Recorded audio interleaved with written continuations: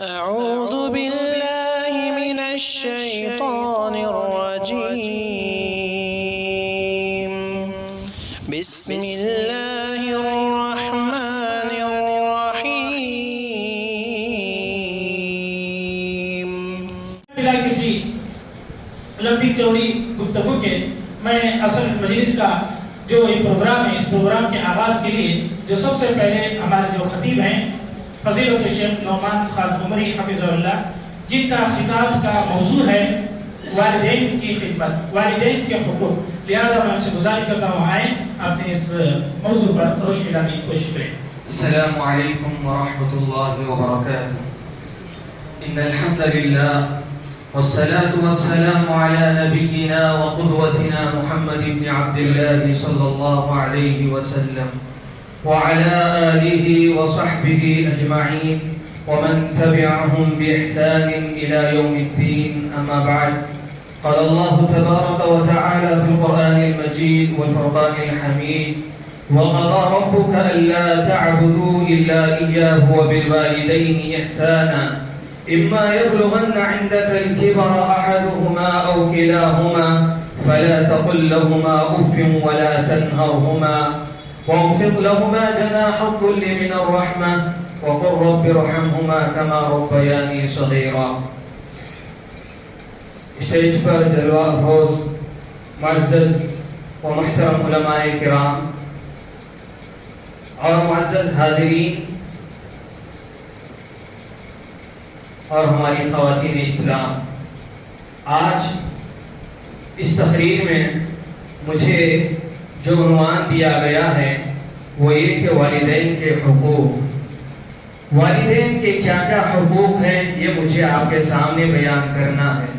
والدین کے ساتھ حسن سلوک کرنے کا قرآن مجید کے اندر اور احادیث نبویہ کا جب آپ مطالعہ کریں گے تو بڑی شدید تاکید کی گئی ہے کہ والدین کے ساتھ حسن سلوک کیا جائے۔ اگر آپ قرآن مجید کا مطالعہ کریں گے تو آپ کو پتہ یہ چلے گا کہ اللہ رب العالمین نے جہاں اپنے حقوق کا ذکر کیا ہے وہیں پر والدین کے حقوق کا بھی ذکر کیا ہے، اور اسی طرح سے جہاں اللہ رب العالمین نے بڑے بڑے گناہوں کا تذکرہ کیا ہے وہیں پر اس بات کا بھی حکم دیا ہے کہ والدین کے ساتھ حسن سلوک کیا جائے، یعنی ان کی نافرمانی نہ کی جائے۔ میں نے آپ کے سامنے ایک آیت تلاوت کی، اس کے اندر اللہ رب العالمین نے یہی معاملہ اختیار کیا، یعنی سب سے پہلے اللہ رب العالمین نے اپنا حق ذکر کیا اور فرمایا وَقَضَى رَبُّكَ أَلَّا تَعْبُدُوا إِلَّا إِيَّاهُ وَبِالْوَالِدَيْنِ إِحْسَانًا۔ دیکھو اللہ رب العالمین نے فیصلہ کر دیا ہے کہ تم اللہ کے ساتھ کسی کو شریک نہ ٹھہراؤ، اسی کی عبادت کرو، اس کے ساتھ کسی اور کی عبادت نہ کرو، وَبِالْوَالِدَيْنِ إِحْسَانًا، اور تم اپنے والدین کے ساتھ حسن سلوک کرو۔ میرے بھائیوں، یہاں پر آپ دیکھیں اللہ رب العالمین حقوق العباد کا تذکرہ کر رہا ہے اپنے حقوق کے ساتھ، یعنی حقوق اللہ جو ہیں اس میں سے ایک حق یہ ہے کہ اللہ رب العالمین کی عبادت صرف اسی کے لیے خاص کر دی جائے، عبادت میں اس کے ساتھ کسی اور کو شریک نہ کیا جائے۔ لیکن اس کے بعد اللہ رب العالمین حقوق العباد کا تذکرہ کر رہا ہے تو سب سے پہلے کس کا تذکرہ کر رہا ہے؟ وَبِالْوَالِدَيْنِ إِحْسَانًا، یعنی اپنے والدین کے ساتھ حسن سلوک کرو، اچھا برتاؤ کرو۔ اب اللہ رب العالمین نے خود فرمایا کہ اچھا برتاؤ کیسے کیا جاتا ہے، کہا اِمَّا يَبْلُغَنَّ عِنْدَكَ الْكِبَرَ أَحَدُهُمَا أَوْ كِلَاهُمَا، اگر ان میں سے ایک یا دونوں تمہارے پاس بڑھاپے کی عمر کو پہنچ جاتے ہوں تو ایسی صورت میں فَلَا تَقُلْ لَهُمَا أُفٍّ، تو تم اف تک نہ کہو۔ پہلی چیز یہ کہ حسن سلوک کرنے کا طریقہ یہ ہے کہ والدین کے ساتھ اف تک کا معاملہ نہ کیا جائے۔ کیا مطلب یہ ہے کہ ہلکی سی جو لغزش بچے کی جانب سے ہو سکتی ہے، ہلکی سی جو تکلیف ایک بیٹا اپنے باپ کو دے سکتا ہے، ایک بیٹا اپنی ماں کو دے سکتا ہے، وہ اف کے ذریعے سے مطلب یہ کہ چھوٹا سا جو آسانی کے ذریعے سے کلمہ جو زبان سے نکلتا ہے وہ اف ہے، اس اف کے ذریعے سے بھی انسان کو تکلیف، اپنے والدین کو تکلیف نہیں دینی چاہیے۔ چھ جائے کہ انسان اپنے والدین کے حق میں گالیاں دے، انہیں برا بھلا کہے، یہ بھی اسلام کے اندر جائز نہیں ہے۔ ان کے ساتھ ادب کا تقاضا یہ ہے کہ انسان انہیں نہ چھڑکے اور نہ ہی اف تک کہے، نہ چھوٹی تکلیف دے اور نہ ہی بڑی تکلیف دے۔ یہاں پر ذرا غور کریں کہ اللہ رب العالمین یہاں پر کہہ رہا ہے وَلَا تَقُلْ لَهُمَا اُفٍّ، یعنی ہلکی سی تکلیف بھی والدین کو دینا جائز نہیں ہے۔ تو پھر ایسی صورت میں دن اور رات اٹھتے بیٹھتے ہم اپنے والدین کو کیسے جملے کہتے ہیں جن کے ذریعے سے ان کے دل پارا پارا ہو جاتے ہیں۔ ہم انہیں نہ جانے طور پر، نہ جانتے ہوئے، نادانستہ طور پر انہیں ہم کہتے ہیں، انہیں ہم برے القاب سے کبھی کبھی بلا لیتے ہیں۔ غصے میں کیا آ گئے، اپنے آپ سے باہر ہو جاتے ہیں، کبھی کبھی نازیبا الفاظ ہمارے زبان سے نکل جاتے ہیں۔ اللہ رب العالمین تو کہہ رہا ہے وَلَا تَقُلْ لَهُمَا اُفٍّ، تم اف تک نہ کہو۔ ایک تو یہ طریقہ۔ دوسرا حسن سلوک کرنے کا طریقہ اللہ رب العالمین نے فرمایا وَلَا تَنْهَرْهُمَا، اور تمہیں انہیں چھڑکو نہیں۔ والدین کو چھڑکنا بھی نہیں چاہیے، بغیر چھڑکے بات کرنا چاہیے۔ یہ لفظ اللہ رب العالمین نے کیوں فرمایا؟ یہ لفظ اللہ رب العالمین نے یہ حکم اس لیے دیا کہ والدین جب بڑھاپے کی عمر کو پہنچ جاتے ہیں، اب ان کا مزاج تھوڑا چڑچڑا سا ہو جاتا ہے۔ عمر کو پہنچنے کے بعد والدین، ایک انسان جب عمر کی بڑھاپے کو پہنچ جاتا ہے تو ایسی صورت میں وہ بچوں کی حرکتیں کرنے لگتا ہے۔ کبھی کبھی اس سے ایسے کام سرزد ہو جاتے ہیں جسے سامنے والا برداشت نہیں کر سکتا، سامنے چھینکنے لگا یا سامنے کچھ بولنے لگا۔ ایسے حرکتیں والدین سے سرزد ہو سکتی ہیں جن کی وجہ سے ایک اپنے ولد کو یا اپنے بیٹے کو یا اپنی بیٹی کو ہو سکتا ہے کہ تکلیف پہنچے، اور اس کا مزاج ایسا ہوتا ہے، انسان جوانی کے عالم میں ہوتا ہے، خون گرم ہوتا ہے، جیسے ہی سامنے سے ایکشن ہوتا ہے تو ادھر سے ری ایکشن ہونے کا مرحلہ ہوتا ہے۔ اس خدشے کو روکتے ہوئے اللہ رب العالمین نے کہا وَلَا تَقُلْ وَلَا تَنْهَرْهُمَا، اور تم انہیں نہ چھڑکو۔ مطلب یہ کہ اگر والدین کی جانب سے بھی اگر کوئی ایسے کام ہمارے لیے ہوتے ہیں، ایسے حرکات سرزد ہوتے ہیں جس سے ہمیں غصہ بھی کیوں نہ آ جائے، تو ایسی صورت میں ایک والدین کے اولاد کو چاہیے کہ وہ صبر کا معاملہ کرے، انہیں چھڑکے نہیں۔ میرے محترم بھائیوں، پھر اس کے بعد اللہ رب العالمین نے کہا وَلَا تَقُلْ لَهُمَا اُفٍّ وَلَا تَنْهَرْهُمَا وَقُلْ لَهُمَا قَوْلًا كَرِيمًا۔ دیکھو، جب بات کرو تو اچھے انداز میں بات کرو، شائستہ انداز میں بات کرو، ان کے سامنے بات کرو تو احترام سے بات کرو۔ جو جملے تم ادا کرو گے ان میں بھی احترام ہونا چاہیے۔ پھر اللہ رب العالمین نے کہا وَأُخْفِضْ لَهُمَا جَنَاحَ الذُّلِّ مِنَ الرَّحْمَةِ، اپنے آپ کو ان پر رحم کرتے ہوئے جو ان کے سامنے جھک کر معاملہ کیا کرو، عاجزی و انکساری کے ساتھ تم اپنے آپ کو ان کے سامنے جھکا لیا کرو۔ مطلب یہ ہے کہ ان کے سامنے اکڑ کر چلنا نہیں ہے، اکڑ کر بات نہیں کرنا ہے، بلکہ اپنے آپ کو والدین کے سامنے جب پیش کریں تو ایسے مرحلے میں ہمیں چاہیے کہ ہم ان کے سامنے عاجزی و انکساری اختیار کریں۔ بعض مفسرین یہاں پر لکھتے ہیں کیا مطلب ہے وَخْفِضْ لَهُمَا جَنَاحَ الذُّلِّ مِنَ الرَّحْمَةِ کا؟ اس کا مطلب یہ بیان کرتے ہیں جس طرح سے چڑیا اپنے بچوں کو، سارے بچوں کو سمیٹ لیتی ہے اور اپنے پروں کو ان پر ڈھانپ لیتی ہے۔ کوئی انسان جہاد کرنا چاہ رہا ہو، کوئی انسان جہاد کرنے کے لیے جا رہا ہو تو ایسی صورت میں اس کے لیے ضروری ہے کہ وہ اپنے والدین کے ساتھ جائے، بیٹھے، ان کے پاس اجازت طلب کرے۔ یہ والدین کا حق ہے، والدین کا حق ہے کہ وہ اولاد جائے ان کے پاس اور جا کر جہاد کو جانے سے پہلے ان سے اجازت طلب کرے۔ اگر والدین اجازت نہ دیں تو ایسی صورت میں جہاد میں جانا بھی ضروری نہیں ہے۔ کیوں نہیں ہے؟ اس لیے کہ ایک صحابی آتے ہیں اور اللہ کے رسول صلی اللہ علیہ وسلم سے پوچھتے ہیں، راوی حدیث عبداللہ ابن عمرو رضی اللہ عنہ ہے، اور اگر کہتے ہیں اللہ کے رسول صلی اللہ علیہ وسلم میں جہاد پر جانا چاہتا ہوں، میں جہاد کرنا چاہتا ہوں، آپ سے اجازت طلب کرنے کے لیے آیا ہوں. تو ایسی صورت میں اللہ کے رسول صلی اللہ علیہ وسلم نے فرمایا کیا تمہارے والدین ہیں؟ تو ایسی صورت میں صحابی نے کہا کہ ہاں اللہ کے رسول صلی اللہ علیہ وسلم میرے والدین زندہ ہیں. تو اللہ کے رسول صلی اللہ علیہ وسلم نے کہا کہ جاؤ ان کی خدمت کرو. ایک دوسری روایت ہے حضرت سعید رضی اللہ عنہ اس کے راوی ہیں اور وہ کہتے ہیں کہ ایک صحابی آئے. کہاں سے آئے؟ یمن سے آئے. دور دراز سفر طے کرتے ہوئے آئے اور آ کر انہوں نے کہا اللہ کے رسول صلی اللہ علیہ وسلم میں جہاد کرنا چاہتا ہوں, جہاد کی اجازت آپ سے طلب کرنا چاہتا ہوں. تو ایسی صورت میں اللہ کے رسول صلی اللہ علیہ وسلم نے کہا کیا وہاں پر تمہارے کوئی رشتہ دار یمن میں زندہ ہیں؟ تو ایسی صورت میں صحابی نے کہا اللہ کے رسول صلی اللہ علیہ وسلم ہاں میرے رشتہ دار وہاں پر موجود ہیں, تاہم میرے والدین وہاں پر زندہ موجود ہیں. تو اللہ کے رسول صلی اللہ علیہ وسلم نے فرمایا ارجع الیہما, جاؤ واپس یہاں سے وہاں پر لوٹ جاؤ. فاستأذنہما, ان سے اجازت طلب کرو. فإن أذنا, اگر وہ فإن أذنا لك فجاہد, اگر وہ تمہیں اجازت دے رہے ہیں تو ایسی صورت میں تم جہاد کرو. وإلا فبرهما, اگر نہیں ہے, اگر وہ تمہیں اجازت نہیں دے رہے ہیں تو وہیں پر رکو اور رک کر ان کے ساتھ اس میں سلوک کرو, ان کی خدمت کرو. تو پتہ یہ چلا کہ اگر کوئی بندہ جہاد کو جانا بھی چاہ رہا ہے, جہاد جیسا عظیم عمل بھی کرنا چاہ رہا ہے, تو ایسی صورت میں اس کے لیے ضروری ہے کہ جہاد کو جانے سے پہلے اس عظیم عمل میں شرکت سے پہلے اپنے والدین کی اجازت طلب کرے. بغیر والدین کی اجازت سے وہ انسان جہاد میں شریک بھی نہیں ہو سکتا. میرے محترم, ایک دوسرا حق یہ ہے,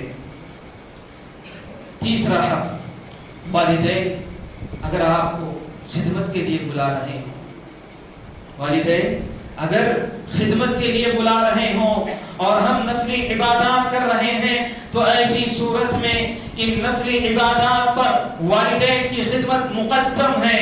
پہلے یعنی کیا مطلب یہ کہ نفل عبادت کو انسان چھوڑے گا اور اس کو چھوڑ کر پہلے کہاں پر اپنے والدین کے پاس جائے گا, ان کی خدمت کرے گا. کیسے؟ آئیے بخاری کی حدیث ہے.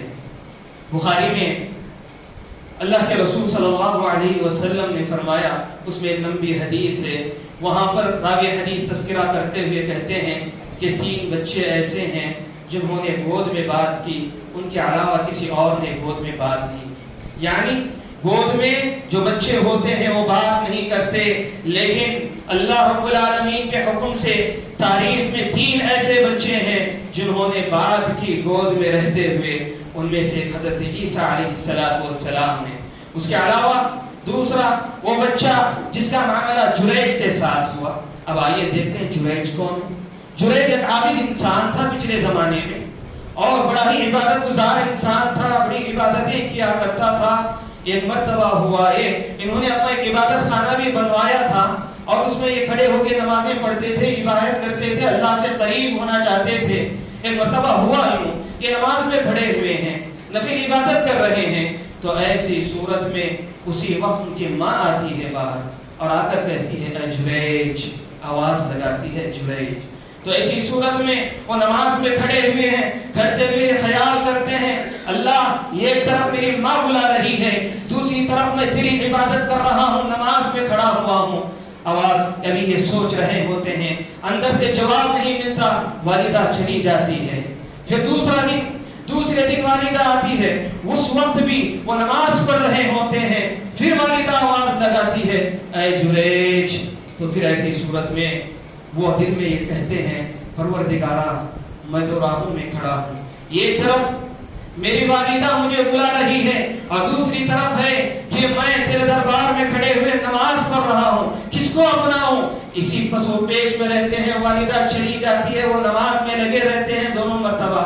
پھر ایسی صورت میں وہ والدہ جاتے جاتے اپنے بیٹے کو یہ بد دعا دے کر جاتی ہے تمہیں اے جریج تمہیں اس وقت تک موت نہ آئے جب تک کہ تم کسی زانیہ عورت کا منہ نہ دیکھ لو.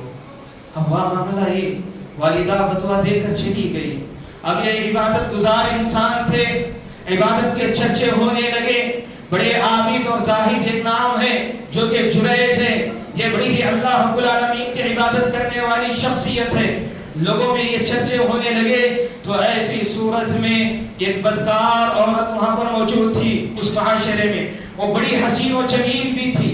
ایک صفت اس کی بڑی بدکار, دوسری صفت یہ کہ بڑی حسین و جمیل. اس کے حسن و جمال کے تذکرے زمانے میں ہوا کرتے تھے. تو ایسی صورت میں اس عورت نے کہا اس کے تذکرے ہو رہے ہیں, لوگوں سے کہا کہ کیا میں اپنے جھانسے میں اس کو پھنساؤں, کیا اس کو اپنے جھانسے میں بساؤں. اپنی خوبصورتی کے ذریعے سے اس نے چاہا کہ جریج کو بسائے.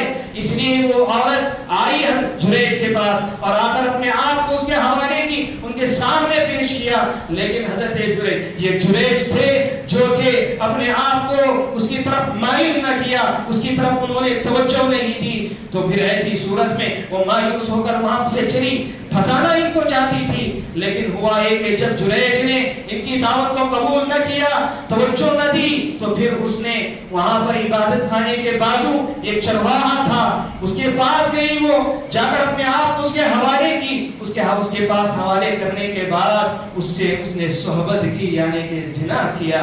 نتیجہ یہ ہوا کہ حمل ٹھہرا, بالآخر ایک مدت کے بعد اس سے بچہ ہوا, ایک چھوٹا سا بچہ جنم لیا. تو ایسی صورت میں لوگوں کے درمیان آئی اور آ کر کہنے لگی دیکھو جسے تم عبادت گزار کہتے ہو, اس کی کرتوت یہ ہے کہ اس بچے کا باپ وہی ہے, اس بچے کا باپ جریج ہے. ایسی صورت میں جب لوگوں نے سنا تو لوگ آئے, جریج کو اس کی عبادت خانے سے نکالا اور نکال کر پیٹنے لگے, مارنے لگے, زد و خوف کرنے لگے. تو ایسی صورت میں جریج نے کہا اللہ کے بندو بتاؤ تو صحیح کیوں مار رہے ہو, کس جرم میں مجھے کوٹ رہے ہو. تو ایسی صورت میں لوگوں نے کہا بڑے عبادت گزار بنتے ہو, بڑے عبادت گزار بنتے ہو, اس عورت کے ساتھ تم نے یہ معاملہ کیا ہے, تاہم اس کا نتیجہ یہ ہے کہ بچہ ہے, اس بچے کے باپ بھی بن چکے ہو. لوگ پیٹنے لگے.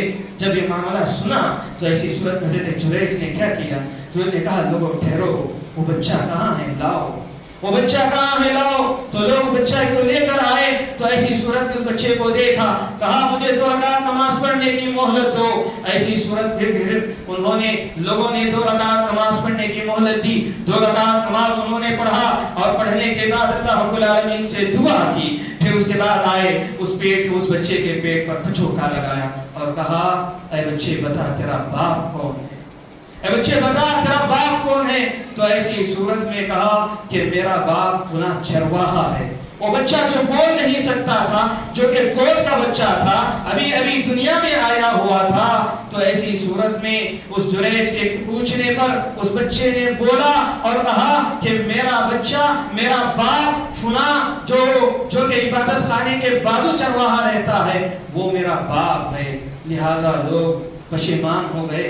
پھر آئے لوگ, آ کر جریج سے بوسہ لینے لگے. پھر اس سے کہا کہ دیکھو جریج, ہم نے تو تمہارے عبادت خانے کو اٹھا دیا ہے, لہذا یہ تو ایک مٹی کا عبادت خانہ تھا, لیکن ہم اس کے عوض میں ہم تمہارے لیے سونے کا عبادت خانہ بنا دیں گے. تو جریج نے کہا مجھے سونے کے عبادت خانے کی ضرورت نہیں ہے, لہذا تم میرے لیے مٹی کا ہی عبادت خانہ بنا دو. تو لوگوں نے مٹی کا عبادت خانہ اس کے لیے بنا دیا. تو حضرات کیا پتہ چلا, پتہ یہ چلا اس حدیث سے کہ جب بندہ نفل عبادات کر رہا ہو تو ایسی صورت میں اگر ماں بلائے, باپ بلائے, یہ بدعا کیوں قبول ہوئی, کیا جرم تھا جریج کا؟ یہی نا کہ نماز پڑھ رہے تھے, ماں نے بلایا تو اس نماز کو ترک نہیں کیا, بلکہ وہ اپنی نماز میں لگے رہے, اپنی والدہ کی خدمت کے لیے لبیک نہیں کہا. میرے محترم بھائیوں, اسی سے استدلال کرتے ہوئے امام بخاری رحمہ اللہ نے باب بنتے ہوئے کہا کہ اگر کوئی انسان نماز نفلی پڑھ رہا ہو یا پھر تطوع جو بھی نفل روزہ ہو, نفل عبادات ہو, نفل تسبیحات ہو, اگر وہ اس میں مشغول ہے, اس موقع پر اگر کوئی والدین بلا رہے ہوں تو ان کی خدمت نفل عبادات پر مقدم ہے, یعنی کہ ان عبادتوں کو ترک کرنا چاہیے اور ترک کر کے والدین کی خدمت کے لیے لبیک کہنا چاہیے. میرے محترم, اس سے دوسرا سبق یہ بھی معلوم ہوتا ہے کہ والدین میں سے اگر کوئی بد دعا دے تو اس کا انجام کیا ہوگا. دیکھو کون ہے جریج, جریج بھی ایک عبادت گزار انسان تھے, جریج بھی ایک عبادت گزار انسان تھے, نیک انسان تھے, اس کے باوجود بھی ان کو کس کی بد دعا لگی؟ اپنی والدہ کی بددعا کیوں لگی؟ اس لیے کہ انہوں نے وہاں پر عبادت کو ترک کر کے اپنی والدہ کی خدمت کے لیے لبیک نہیں کہا۔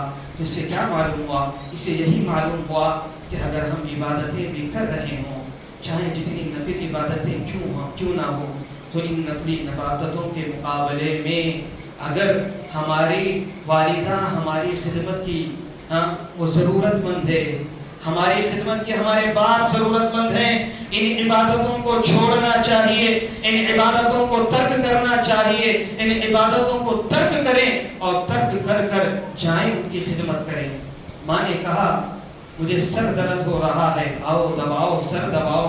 آپ نفل نماز پڑھ رہے ہیں یا تسبیح گن رہے ہیں، تو ایسی صورت میں آپ کبھی یہ نہ سوچیں کہ میں اللہ کا تقرب حاصل کر رہا ہوں، نماز پڑھ کے تسبیحات گن کر فلاں تسبیح کی فضیلت یہ ہے، فلاں ذکر کی فضیلت یہ ہے، ان فضیلتوں کو اپنے ذہن میں بٹھا کر آپ ہرگز یہ نہ کریں کہ اپنے والدین کی خدمت کو ترک کریں، بلکہ صحیح طریقہ یہ ہے کہ عبادتوں کو بعد میں کیجیے، لیکن ایسی صورت میں اپنے والدین کی خدمت کے لیے آپ پہلے لگ کے جائیں، ان کا سر دبائیں، جائیں ضرورت پڑی پیر دکھ رہے پیر دبائیں، پانی کی حاجت ہے پانی پیش کریں، جس چیز کی ضرورت ہو اس کو کریں اور پھر نفلی عبادات بعد میں ادا کریں۔ تاہم اگر کوئی انسان فرض نمازیں پڑھ رہا ہے یا پھر فرض کام کر رہا ہے، تو ایسی صورت میں والدین اگر بلا رہے ہیں تو اس کا حکم یہ ہے کہ عبادت کو جلد سے جلد انجام دیں، اس کی عبادت کو مکمل کرنے کے بعد جائیں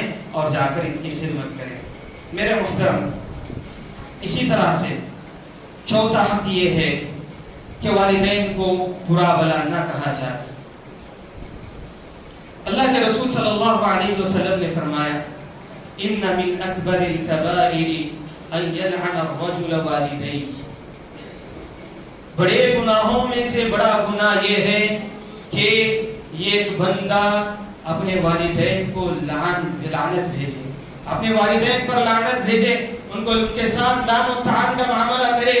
صحابی نے کہا فَكَيْفَ يَلْعَنُ الرَّجُلُ وَالِدَيْهِ، اللہ کے رسول صلی اللہ علیہ وسلم کیا کوئی انسان اپنے والدین پر لعنت بھیج سکتا ہے؟ ان کے لیے بڑا عجیب معاملہ تھا، وہ سوچ بھی نہیں سکتے تھے کہ کیا کوئی انسان اپنے والدین کو کوئی لعنت بھیج سکتا ہے۔ تو ایسی صورت میں اللہ کے رسول صلی اللہ علیہ وسلم نے فرمایا یسب الرجل ابا الرجل فیسبه ویسب امه فیسب امه۔ دیکھو معاملہ اس طرح سے ہے، کوئی آدمی کسی اور کے باپ کو گالی دیتا ہے اور وہ پلٹا کر اس کے باپ کو گالی دیتا ہے، کوئی آدمی کسی کے ماں کو گالی دیتا ہے تو وہ پلٹا کر اس کی ماں کو گالی دیتا ہے، تو گویا کہ پلٹا کر جو گالی پلٹ کر اس کی جانب سے آئی ہے، گویا کہ یہ گالی خود اس کے دینے کے مترادف ہے۔ کیا مطلب؟ انسان تو اپنے آپ سے گالیاں نہیں دے رہا ہے، بلکہ یہ دوسرے کی ماں باپ کو گالی دے رہا ہے، تو پلٹ کر جواباً ریاکشن کے طور پر جو وہ جب گالی دیتا ہے ماں باپ کی اور اس کے ذریعے سے ماں باپ کو گالی پہنچتی ہے، تو پھر یہ اس بات کے مترادف ہے جس طرح سے کہ انسان نے خود اپنی جانب سے اپنے والدین کو گالیاں دی ہوں۔ تو کیا پتہ چلا؟ پتہ یہ چلا کہ والدین کو برا بھلا بھی نہیں کہنا چاہیے، انہیں گالیاں نہیں دینا چاہیے۔ آج کا معاشرہ یہ ہے کہ دوسروں سے گالیاں آنا تو درکنار، خود انسان گالیاں بہت زیادہ دیتے۔ آج احترام کا معاملہ ختم ہو گیا، بہت زیادہ ترقی ہو گئی، لوگ ایسے بھی ہیں ادب کرنے والے، انتہا درجے کے ادب کرنے والے بھی موجود ہیں، ان کے ساتھ اچھا سلوک کرنے والے بھی موجود ہیں، لیکن انہی میں اپنے بعض اولاد ناخلف اولاد ایسی بھی ہے جو دوسروں سے گالیاں دلوانا تو دور کی بات، خود اپنے منہ کے ذریعے سے، اپنے زبان کے ذریعے سے اپنے والدین کو گالیاں دیتے ہیں، اپنی ماں کو گالیاں دیتے ہیں، اپنے باپ کو گالیاں دیتے ہیں۔ لہٰذا یہ کبیرہ گناہ ہے، اس سے ہمیں بچنا چاہیے، والدین کو برا بھلا نہیں کہنا چاہیے۔ اپنی زبان کو کھولنے سے پہلے 100 مرتبہ سوچیں کہ میں کس کے مقابلے میں بات کر رہا ہوں۔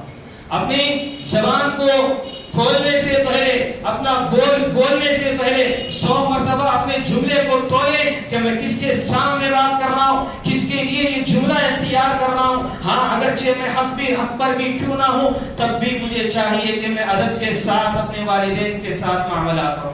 اپنے جملے جو میں ادا کر رہا ہوں ساتھ ادا کرنے ہیں. تو لہٰذا میرے محترم بھائیوں، اس سے پتہ یہ بھی چلا اس حدیث سے کہ ہمیں والدین کے ساتھ ان کو برا بھلا نہیں کہنا چاہیے اور انہیں گالیاں نہ دینا چاہیے اور نہ ہی انہیں گالیاں دینے کا سبب بننا چاہیے. اسی طرح سے میرے محترم بھائیوں، پانچواں حق یہ ہے کہ والدین کے لیے دعائیں کریں. اولاد پر یہ ضروری ہے. اولاد پر جو حق وارد ہوتا ہے والدین کے، ان میں سے ایک حق یہ ہے کہ بندہ اپنے والدین کے حق میں دعا کرے. جس طرح سے بنو اسرائیل کی میں نے آپ کے سامنے آیت تلاوت کی، وہاں پر بھی اللہ رب العالمین نے یہ کہا وَقُلْ رَبِّ ارْحَمْهُمَا كَمَا رَبَّيَانِي صَغِيرًا، اور آپ کہیے اور آپ یہ دعا کیجئے کیا رَبِّ ارْحَمْهُمَا كَمَا رَبَّيَانِي صَغِيرًا، اے پروردگار تو ان پر رحمت کا معاملہ اسی طرح سے کرنا جس طرح سے بچپن میں انہوں نے میری پرورش رحمت اور شفقت کے ذریعے سے کی ہے. کیا پتہ یہ چلا کہ والدین کے حق میں دعائیں کرنا چاہیے. بھائی، انسان جب مر جاتا ہے اذا مات الانسان انقطع عنه عمله الا من ثلاث. اللہ کے رسول صلی اللہ علیہ وسلم نے فرمایا جب انسان مر جاتا ہے تو اس کے عمل کا سلسلہ منقطع ہو جاتا ہے سوائے تین چیزوں کے.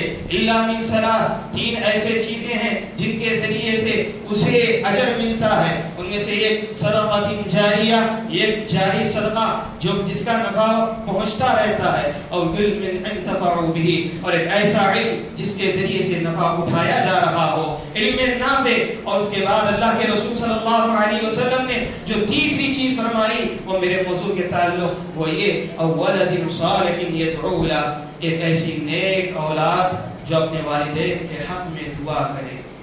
یعنی اگر بندہ مر گیا، والدین انتقال کر چکے، تو اس کے بعد تین چیزوں کے ذریعے سے انہیں ثواب پہنچایا جا سکتا ہے. ان میں سے ایک یہ بھی ہے کہ والدین کے حق میں دعا کریں. نیک اولاد ہوگی، اپنے ہاتھوں سے اٹھا کر اپنے پروردگار کے درمیان، ہاتھوں کو اٹھا کر پروردگار کے درمیان اور ان کے اللہ رب العالمین کے دربار میں یہ دعا کرے گی رب ارحمہما کما ربیانی صغیرا رب اغفر لی ولوالدی، اے پروردگار تو مجھے معاف فرما، تو مجھے بخش دے، ولوالدی اور میرے والدین کو بخش دے. تو ایسی صورت میں میرے محترم بھائیوں ہماری دعا کا انہیں فائدہ پہنچتا ہے. اس کا اجر بھی انہیں ملتا ہے. کیسے ملتا ہے؟ وہ اس طرح سے کہ لوگ انتقال کر چکے ہوں گے، جنت میں ان کے درجات بلند ہو رہے ہوں گے. جب ان کے درجات بلند ہوتے ہیں تو ایسی صورت میں بندہ کہتا ہے میرے اعمال تو ایسے نہیں ہیں کہ جن کے ذریعے سے میرے درجات بلند ہوتے جائیں، یہ کن وجوہات کی بنیاد پر میرے درجات بلند ہو رہے ہیں. تو ایسی صورت میں اسے کہا جاتا ہے لاستغفار ولدک لک، تیرے والد، تیرے جو بیٹے ہیں، تیری اولاد کی استغفار کی وجہ سے تیرے درجات یہ بلند ہو رہے ہیں. تو ایک دنیا میں آ گیا ہے، لیکن معاملہ یہ ہے کہ تیری اولاد وہاں دنیا میں رہتے ہوئے تیرے لیے بخشش کا مطالبہ کر رہی ہے. اللہ رب العالمین سے کہہ رہی ہے اللہم اغفر لوالدی، اللہم اغفر لوالدی، اے پروردگار میرے والد کو بخش دے، میرے والد کو بخش دے. تو ایسی صورت میں میرے بھائیوں یہ دو دعائیں قرآن مجید میں آئی ہیں، اگر انہیں اختیار کیا جائے تو پھر ان کے ذریعے سے ہمارے والدین کے درجات وہاں پر بلند ہوتے ہیں. لہٰذا درجات کی بلندی وہاں پر انہیں حاصل ہوتی ہے ہماری دعاؤں کے ذریعے سے. تو پتہ کیا چلا؟ پتہ یہ چلا کہ پانچواں حق یہ ہے کہ اولاد اپنے والدین کے حق میں دعائیں کریں. اسی طرح سے چھٹا حق یہ ہے کہ اگر والدین کسی معقول عذر کی بنیاد پر اپنی بیوی کو طلاق دینے کا حکم دیں تو ایسی صورت میں انہیں طلاق دینا چاہیے. جملہ پھر اور مرتبہ سن لیں. اگر کسی معقول اور صحیح عذر کی بنیاد پر اگر والدین بیوی کو طلاق دینے کا حکم دیں تو ایسی صورت میں انہیں طلاق دے دینی چاہیے. کیا دلیل ہے؟ دلیل یہ کہ حضرت عبداللہ ابن عمر رضی اللہ عنہ بیان کرتے ہیں میری ایک بیوی تھی جسے بہت زیادہ میں محبت کیا کرتا تھا، لیکن میرے والد حضرت عمر رضی اللہ عنہ اسے ناخوش تھے، اسے ناپسند کیا کرتے تھے، اس سے راضی نہیں تھے. انہوں نے کہا کہ ابن عمر تم اسے طلاق دے دو. مجھ سے طلاق دینے کا مطالبہ کیا لیکن میں اسے راضی نہیں ہوا, میں انہیں طلاق نہیں دیا. لیکن اس کے باوجود حضرت عمر جب میں نے طلاق نہیں دیا تو عمر بن الخطاب رضی اللہ عنہ اللہ کے رسول صلی اللہ علیہ وسلم کے دربار میں پہنچے اور سارا معاملہ بیان کیا کہ اللہ کے رسول میں اسے طلاق دینے کے لیے کہتا ہوں یہ طلاق نہیں دے رہا ہے. تو ایسی صورت میں اللہ کے رسول صلی اللہ علیہ وسلم نے حکم دیا اے ابن عمر تم اسے طلاق دو, لہٰذا انہوں نے طلاق دی. اتنا ہی نہیں میرے بھائی, اگر شرع من قبلانہ کا اگر مطالعہ کریں پچھلی امتوں میں تو حضرت ابراہیم علیہ السلام کے بیٹے حضرت اسماعیل علیہ السلام نے بھی اپنے والد کے حکم پر انہوں نے بھی اپنی بیوی کو طلاق دی تھی. وہ کس طرح سے؟ وہ اس طرح سے کہ حضرت ابراہیم علیہ السلام ایک مرتبہ آئے اور آ کر انہوں نے کہا کہ دیکھا اپنے گھر میں ابراہیم علیہ السلام کو, اپنے بیٹے کو اسماعیل کو نہیں پایا. ان کی بیوی وہاں پر موجود تھی. حال چال انہوں نے پوچھا تو کہا کہ زندگی کیسی گزر رہی ہے. بیوی نے کہا بڑی تنگی سے زندگی گزر رہی ہے. سختی کے ساتھ انہوں نے معاملہ پیش کیا اور پھر ایسی جملے کہے جو ناشکری پر اظہار کیا کرتے تھے.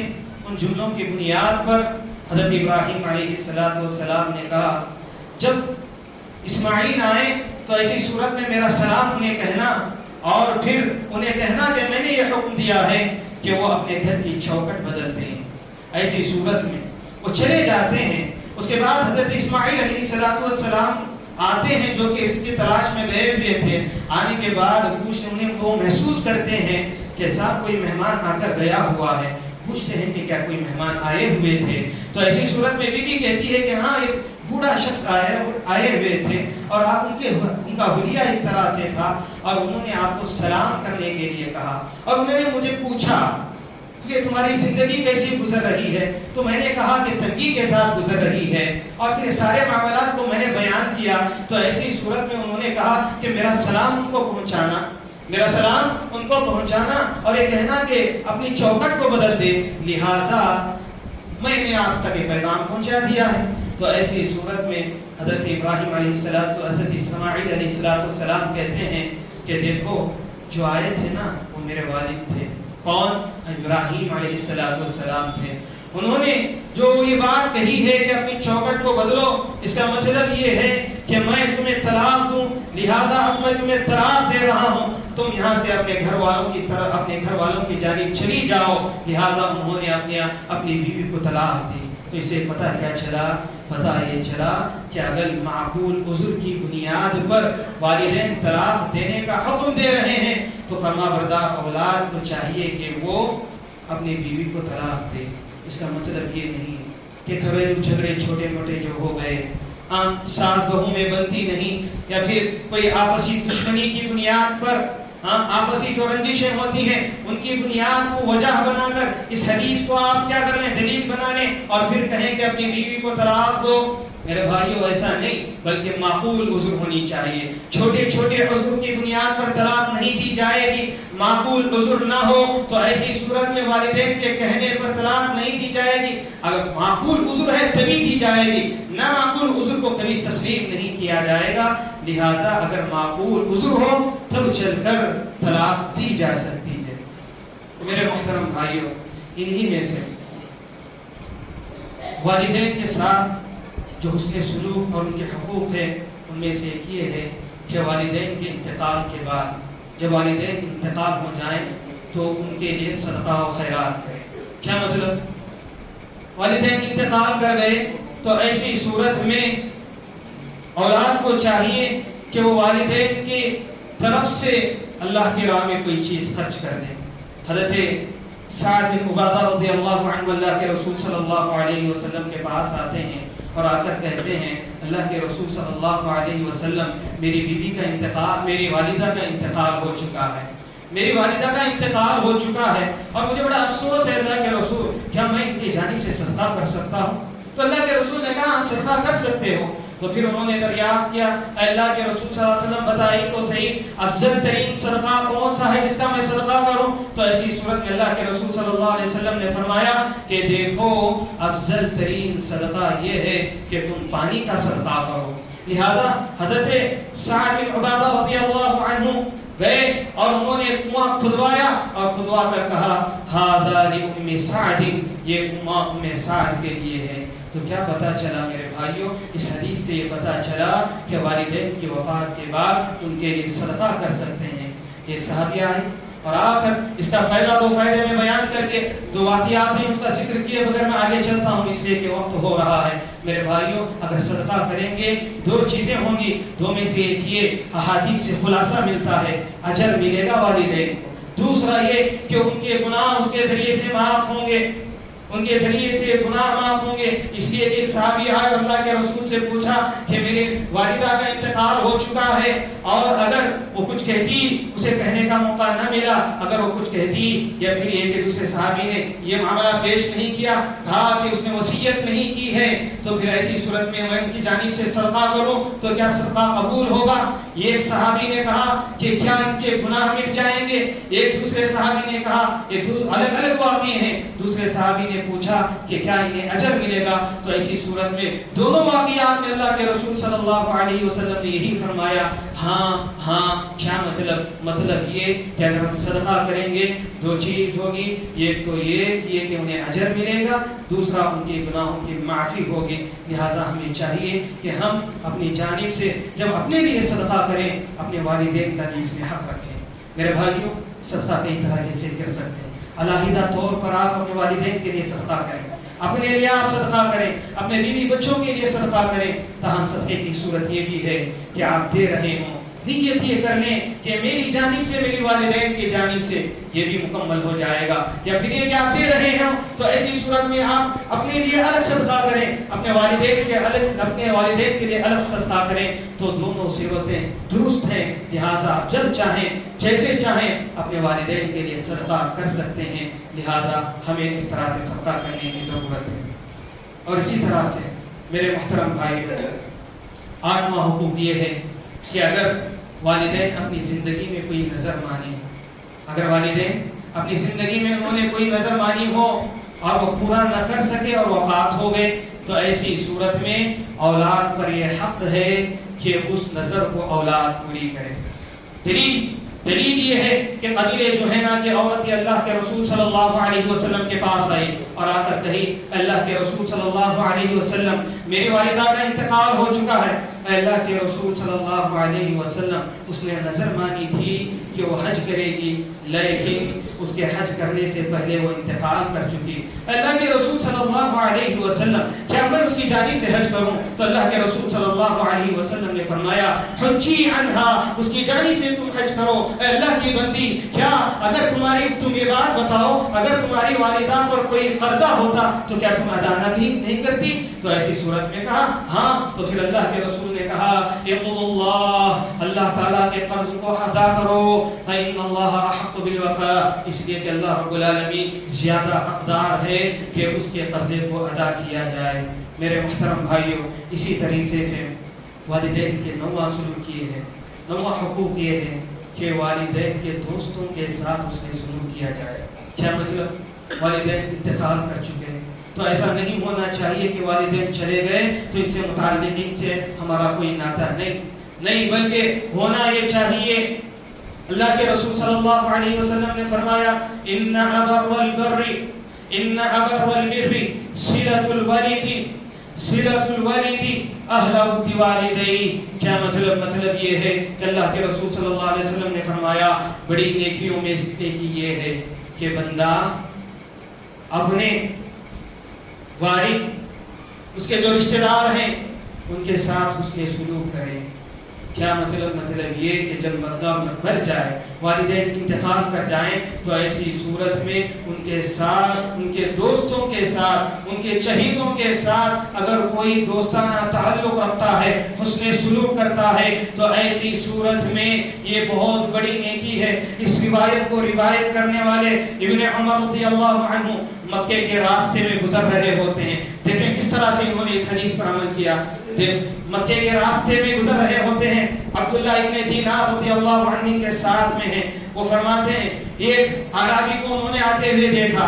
عبداللہ ابن عمر رضی اللہ عنہ ایک گدھے پر سوار ہیں، گدھے سے اترتے ہیں، اس اعرابی کو سلام کرتے ہیں، جس گدھے پر یہ بیٹھے ہوئے تھے اتر کر اس گدھے پر اسے بٹھاتے ہیں، اپنے سر پر جو پگڑی انہوں نے پہنی ہوئی تھی، یہ عزت کا مقام ہوتا ہے، اس پگڑی کو اتار کر اس اعرابی کے سر پر رکھتے ہیں۔ عبداللہ ابن دینار کہتے ہیں اصلحک اللہ، اللہ آپ کی اصلاح کرے، یہ تو دیہاتی لوگ ہیں، یہ تو تھوڑے پر خوش ہو جاتے ہیں۔ تو ایسی صورت میں ابن عمر رضی اللہ عنہ نے فرمایا سنو عبداللہ ابن دینار، میں نے اللہ کے رسول صلی اللہ علیہ وسلم کو فرماتے ہوئے سنا ہے ان ابر البر صلۃ الولد اهل بوالدیہ، کہ سب سے بڑی نیکی یہ ہے، نیکیوں میں سے سب سے بڑی نیکی یہ بھی ہے کہ بندہ اپنے والدین کے دوستوں کے ساتھ حسن سلوک کرو، اس کا کرے۔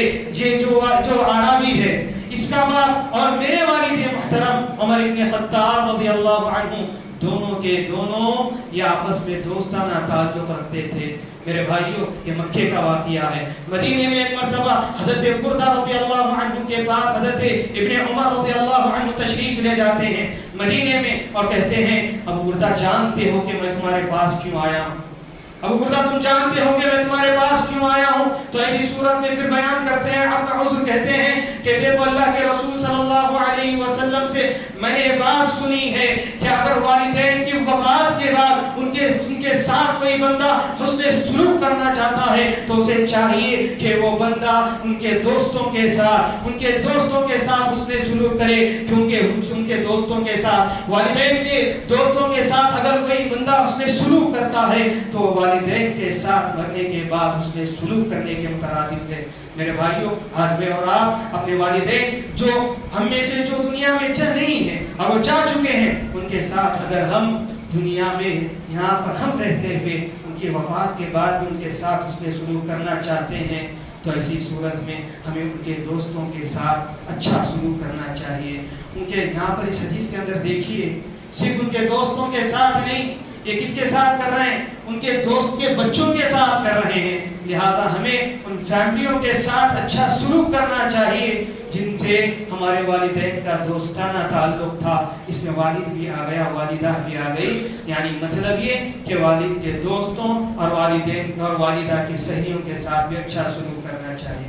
اسی طرح سے میرے محترم ساتھیوں آخر اور 10واں حق یہ ہے کہ بندہ اپنے والد کو غلامی کی حالت میں پائے تو اس کے لیے ضروری ہے، اس کے لیے یہ حق پر حق بنتا ہے کہ بیٹا اپنے باپ کو خرید کر آزاد کرے۔ اللہ کے رسول صلی اللہ علیہ وسلم نے فرمایا لا یجزی ولد والدہ، کوئی بندہ کوئی بیٹا اپنے باپ کا قرآن ادا نہیں کر سکتا الا ان یجدہ مملوکا فیشتریہ فیعتقہ، مگر یہ کہ وہ بندہ اسے خریدے، اپنے والد کو خریدے اور خرید کر اسے آزاد کرے۔ کیا مطلب؟ اس حدیث میں اللہ کے رسول نے بیان فرمایا کہ اگر بندہ اپنے باپ کو غلامی کی حالت میں پاتا ہے اور اس کے پاس اتنے پیسے ہیں، اتنا مال ہے کہ وہ اس زر کے ذریعے سے وہ اپنے والد کو خرید کر اور پھر اسے بیچ سکتا، اسے خرید کر اسے آزاد کر سکتا ہے، تو چاہیے کہ بندہ اب یہ بیٹا یہ والد کو خریدے اور خرید کر پھر اسے آزاد کر دے۔ ایسا کرنے سے اس کا حق ادا ہوگا۔ میرے محترم بھائیوں یہ چند اور 10 حقوق تھے جو میں نے آپ کے سامنے ذکر کیے ہیں، لہذا اگر ہم یہ چاہیں کہ قرآن و حدیث کے اندر جو بھی فضیلتیں آئی ہوئی ہیں ان فضیلتوں کو ہم حاصل کرنا چاہتے ہوں تو ایسی صورت میں ان حقوق کو ادا کرنا ہے۔ ہم سوچیں کہ ہم حقوق ہم اچھی بات کر رہے ہیں، ہاں دوسرے حقوق میں ہم کم ہیں اور پھر ہم اپنے آپ کو نیک سمجھتے رہیں تو ایسی صورت میں پھر یہ حق ادا نہ ہو تو یہ فضیلتیں نہیں پائی جا سکتی۔ ان سارے حقوق کو ادا کرنے کے بعد انسان ان سارے فضائل کو حاصل کر سکتا ہے، ان سارے فوائد کو حاصل کر سکتا ہے جو قرآن و حدیث کے اندر ذکر کیے گئے ہیں۔ میرے محترم بھائیوں بہت سارے فائدے ہیں اس کے، ابھی 5 منٹ کے اندر میں آپ کو ان فوائد کو بیان کر کے اپنی بات ختم کر دوں۔ ان میں سے فائدہ یہ ہے کہ جب بندہ ان حقوق کو ادا کرے گا تو ایسی صورت میں بندہ جنت میں داخل ہوگا۔ کیوں؟ حارثہ بن نعمان کے بارے میں آتا ہے اللہ کے رسول نے فرمایا میں جنت میں داخل ہوا تو میں نے قرات کی زبان میں نے قرات سنی، سمعت قراءۃ میں نے قرات سنی، تو ایسی صورت میں فقلت من کہ میں نے پوچھا کہ کس کی طرح تھے تو ایسی صورت میں کہا حارثۃ بن نعمان. یہ کون تھے؟ حارثۃ بن نعمان، یہ حارثہ ابن نعمان ہیں. پھر اس کے بعد اللہ کے رسول نے فرمایا کذالکم البر، کذالکم البر. ہاں، والدین کے ساتھ اچھا سلوک کرنے کا یہی بدلہ ہوتا ہے. اسی طریقے سے والدین کے ساتھ اچھا سلوک کرنے کا بدلہ دیا جاتا ہے. یہ ایک چیز معلوم ہوئی کہ جنت میں جانا، اور اسی طرح سے میرے محترم بھائیوں، جنت میں داخلہ جہاں ہے وہیں پر دعائیں قبول ہوتی ہیں. آپ لوگوں نے سنا ہوگا 3 لوگ جو غار میں پھنسے ہوئے تھے، ان میں سے ایک آدمی نے کیا دعا کی تھی؟ وہ یہی کہ اللہ رب العالمین، اس کا معمول تھا کہ وہ چرواہا تھا، جاتا تھا دور دراز میں، وہاں پر جب لوٹ کر آتا تو سب سے پہلے بکریوں کو دودھ دھو کر اپنے والدین کو دیتا تھا. میرے محترم، ایک مرتبہ ہوا کہ تاخیر سے پہنچا. تاخیر سے پہنچنے کی صورت میں اس نے دیکھا کہ والدین سو چکے ہیں. سب سے پہلے وہ اپنے والدین کو دیتا تھا. پھر ایسی صورت میں اس نے کہا کہ میں اپنے والدین سے پہلے اپنے بچوں کو نہیں دوں گا. لیکن ہوا یوں کہ اس کے بچے اس کے سامنے بلا رہے تھے، پاؤں کے پاس اس کے بچے بلک رہے تھے. اس نے اپنے آپ کے دل میں کہا کہ میں اپنے والدین، اپنے بچوں سے پہلے کبھی اپنے والدین کو اپنے بچوں سے پہلے میں سب سے پہلے اپنے والدین کو دیتا ہوں، اپنے بچوں کو پہلے نہیں دیتا.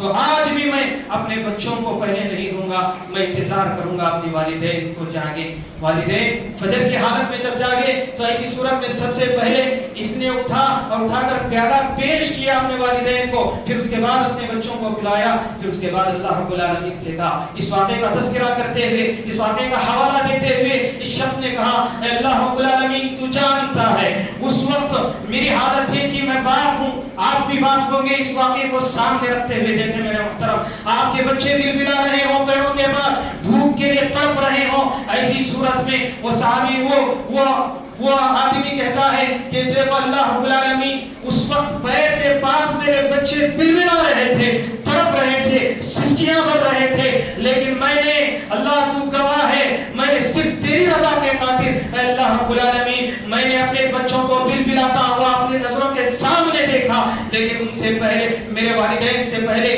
میں نے انہیں نہیں پلایا. اے اللہ رب العالمین تو جانتا ہے صرف تیری رضا کے خاطر میں رات بھر یہ پیالہ لے کر کھڑا رہا. اے اللہ، اگر یہ میرا عمل تجھے پسند ہے تو اس دعا کو تو قبول کر لے، اور اس کے عوض میں اتنا بدتر عذاب سے اٹھا دے کہ ہم آسمان کو دیکھ لیں. لہذا میرے محترم، اللہ اس دعا کو قبول کر لیتا ہے. اس عمل سے اتنا پسند آتا ہے اللہ رب العالمین کو کہ اللہ رب العالمین پتھر ادا دیتا ہے اور آسمان کو دیکھنے لگتے ہیں. کہنے کا مطلب یہ ہے میرے محترم، اگر ایسا عمل زندگی میں کبھی ایک مرتبہ ضرور کریں. اپنے آپ کو تھکا کر، اپنی خواہشات کو مار کر اپنے والدین کے حق میں کوئی نہ کوئی زندگی بھر تو کرنی ہے، لیکن اخلاص کے ساتھ کوئی ایک میرا اور آپ کا عمل ہو جائے جس کے نتیجے میں میں اور آپ اللہ رب العالمین کے دربار میں اس عمل کا حوالہ دے کر سوال کر سکیں، پروردگارا یہ عمل فلاں عمل میں نے تیری رضا کے خاطر کیا تھا.